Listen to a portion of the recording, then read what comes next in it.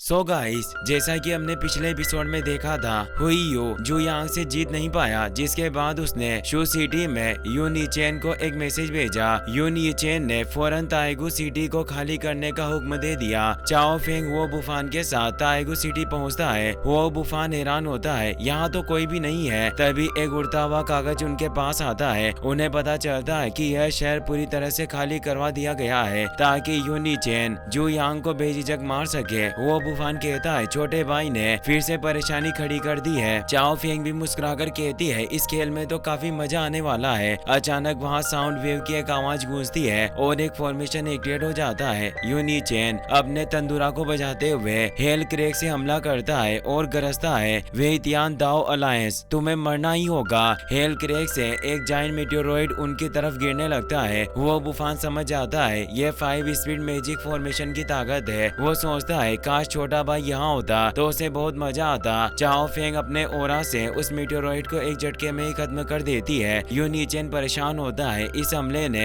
इन्हें जरा भी नुकसान नहीं पहुंचाया। अब वो आकाश जलाने वाली गोल्डन फायर से हमला करता है। वो बुफान अपनी तलवार के एक वार से ही उस आग को काट देता है। यून यीचेन के मुंह से खून निकलने लगता है। ये वाकई बेहद ताकतवर है, मुझे इन्हें रोक कर रखना होगा जब तक ग्रैंड मास्टर यहाँ न पहुँच जाए। वो बुफान कहता है मैंने अभी तो अपनी सिर्फ 10% ताकत का इस्तेमाल किया है और तुम अब भी लड़ सकते हो, वाकई तुम इतने कमजोर नहीं हो। तो वो कहता है जब तक मैं यहाँ हूँ तुम इस सिटी के प्रोटेक्टिव फॉर्मेशन को तोड़ नहीं सकते। फिर वो ग्रीन ओरा से हमला करता है। वाइन का एक जाल उन दोनों को घेर लेता है, पर चाओ फेंग उसे भी आसानी से तोड़ देती है, जिससे यून यीचेन का तंदूरा भी टूट जाता है। वो बुफान मुस्कुराकर कहता है बड़ी बहन, आखिर तुम इस छोटे लड़के के साथ क्या करना चाहती हो जो खुद ही इस मामले को संभाल रही हो। चाओ फेंग यून यीचेन से पूछती है लड़के, क्या तुम वाकई जू यांग को मारना चाहते हो? पर यून यीचेन उनकी बात सुने बिना ही बोलता है मैं तुम्हें यहाँ से आगे नहीं बढ़ने दूंगा और अपनी बॉडी को खत्म करके धमाका करने की कोशिश करता है, लेकिन चाओ फेंग उसे रोक देती है। वो हैरान होकर पूछता है आखिर तुम मेरी एनर्जी को कैसे कंट्रोल कर सकती हो? लोअर रियल्म के लोग इतने ज्यादा स्ट्रॉन्ग नहीं हो सकते, सच बताओ तुम हो कौन? चाओ फेंग जवाब देती है तुम काफी कमजोर हो, तुम्हारा फॉर्मेशन भी आसानी से टूट सकता है। वो अपनी एनर्जी से यून यीचेन को लेवल 5 इमोर्टल में प्रमोट कर देती है। यून यीचेन दंग रह जाता है, मैं तो लेवल 3 इमोर्टल पर अटका हुआ था, यहाँ तक कि मेरे मास्टर भी मेरी ताकत बढ़ाने में मदद नहीं कर पाए, लेकिन तुम सिर्फ सोच से ही मेरी पावर बढ़ा सकती हो। साथ ही चाओ फेंग अपनी फिनिक्स से उस फॉर्मेशन को भी रिपेयर कर देती है। यून यीचेन अब समझ चुका था वो बेहद पावरफुल है, ये वे तियान दाओ अलायंस की मेंबर नहीं हो सकती। वो पूछता है क्या आपको मास्टर ने इस फॉर्मेशन को मेंटेन करने भेजा है? चाओ फेंग जवाब देती है जू यांग यहाँ आ रहा है और मैं चाहती हूँ कि तुम उसके सामने अपनी पूरी ताकत दिखाओ। अगर तुम उसे हरा नहीं पाए तो मैं तुम्हें जिंदा नहीं छोड़ूंगी। असल में वो जू यांग की क्षमताओं को परखना चाहती थी, इसीलिए वो और वो बुफान छिप गए। बर्निंग क्रो कहता है मालिक, ये जगह कुछ पुरानी सी लग रही है और ये फॉर्मेशन पिलर बेहद अजीब है। जू यांग कहता है इस फॉर्मेशन में कुछ जानी पहचानी फीलिंग आ रही है, जरूर किसी ने इसमें दखल दी है। तभी यून यीचेन उसके सामने आ जाता है और गुस्से में चिल्लाता है जू यांग, तुझे मैं नहीं छोड़ूंगा, मेरी सीनियर ने मेरी बहुत मदद की है और आज मैं तुझे जरूर मार डालूंगा, अपने सभी साथियों की मौत का बदला लूंगा। वह 5 ड्रैगन इल्यूजन टेक्निक से जू यांग पर हमला करता है। जू यांग मुस्कुराकर कहता है किसी और की मदद लेना बेकार है और क्लाउड क्रेक मेथड से पूरे फॉर्मेशन को ध्वस्त कर देता है। यून यीचेन को जबरदस्त झटका लगता है और वो नीचे गिर जाता है। बर्निंग क्रो कहता है तू मेरे मालिक के सामने बहुत अकड़ रहा था, अब समझ आया कि तेरी औकात क्या है। वो बुफान कहता है बड़ी बहन, मैंने तो पहले ही कहा था आप छोटे भाई को नहीं हरा सकती। चाओ फेंग कहती है मास्टर जू तियान टोंग ने मुझे कभी भी ये ट्रिक नहीं सिखाई थी, फिर उसने ये क्लाउड टेक्निक सीखी कहाँ से? वो बुफान पूछता है बड़ी बहन, क्या हम आगे भी छोटे भाई को यूं ही फॉलो करते रहेंगे? वो कहती है इसकी हरकतें बिल्कुल मास्टर जैसी है, जिसे देखकर ही लोग नाराज हो जाते हैं, पर इससे तियानलिन की प्रतिष्ठा को कोई आंच नहीं आई। वो बुफान बात काटते हुए बोलता है अब आप भी मानती हो ना मेरा छोटा भाई कमाल का है, पर वो गुस्से में उसे एक जोरदार लात मारती है। यून यीचेन जख्मी होने के बावजूद उस फॉर्मेशन को ठीक करने की कोशिश करना चाहता था, पर उसकी हालत नाजुक होती जा रही थी। वो लड़खड़ाते हुए नीचे गिर जाता है, फिर भी हार नहीं मानता, घसीटते हुए आगे बढ़ता है और कहता है भले ही मैं मर जाऊं पर ये फॉर्मेशन रुकना नहीं चाहिए। वो उसे